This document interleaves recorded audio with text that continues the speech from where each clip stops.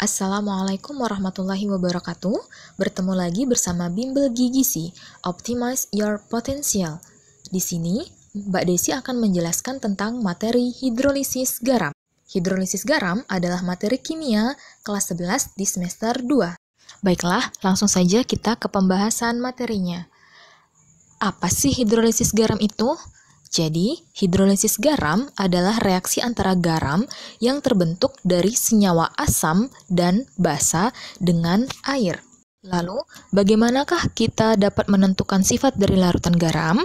Nah, penentu sifat larutan garam itu adalah dari spesies asam atau basa yang kuat. Jika ada asam kuat direaksikan dengan basa lemah, maka garamnya akan bersifat asam.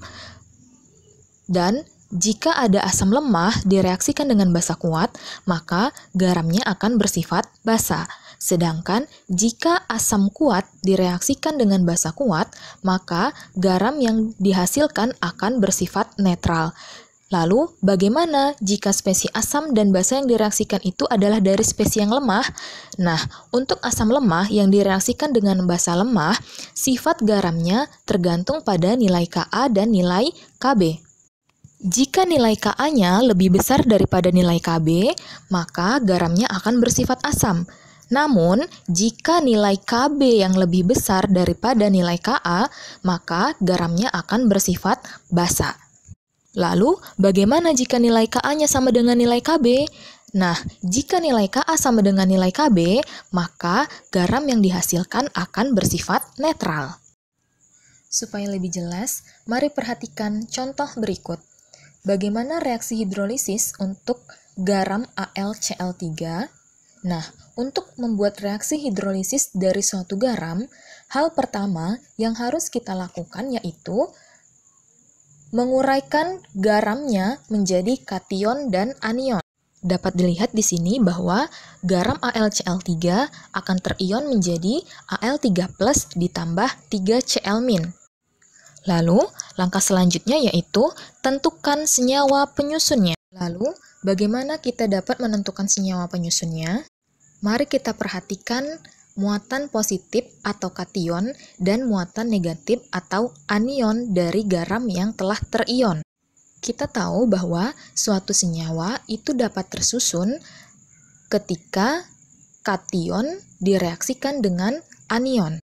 Karena bahasan kita tentang hidrolisis garam, yaitu senyawa yang tersusun dari asam dan basa, maka kita akan mereaksikan kation dengan basa atau OH- dan kita akan mereaksikan anion dengan asam atau ion H+.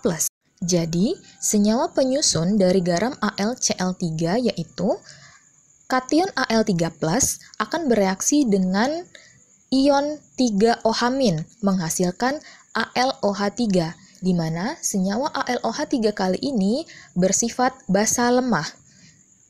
Kemudian, anion 3Cl- akan bereaksi dengan H+, maka Cl- ditambah H+ akan menghasilkan senyawa HCl, di mana HCl ini merupakan asam kuat. Lalu, bagaimanakah reaksi hidrolisisnya?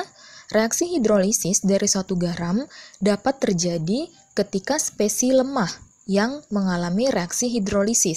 Mengapa spesies lemah yang dapat terhidrolisis? Karena pada spesies yang lemah, dia akan mengalami ionisasi sebagian. Sedangkan pada spesies yang kuat, dia tidak mengalami reaksi hidrolisis karena dia mengalami ionisasi total. Nah, berdasarkan senyawa penyusunnya tadi, maka yang dapat bereaksi dengan air adalah kation garamnya, yaitu ion Al3+. Karena ion Al3+ tadi berasal dari basa lemah, yaitu senyawa AlOH3 kali. Lalu, bagaimana reaksi hidrolisisnya? Kita ingat kembali bahwa reaksi hidrolisis tadi adalah reaksi antara garam dengan air, mana garam yang bereaksi dengan air adalah garam yang berasal dari senyawa asam atau senyawa basa dari spesies yang lemah. Maka, kita tuliskan terlebih dahulu. Pengionan dari AlCl3 adalah Al3+ ditambah 3Cl-, di mana garam itu akan bereaksi dengan air H2O. H2O ini akan terion menjadi H+ dan OH-. Maka reaksi hidrolisisnya yaitu Al3+ akan bereaksi dengan OH- dari H2O. Reaksinya ditulis Al3+ ditambah H2O menghasilkan AlOH3 ditambah H.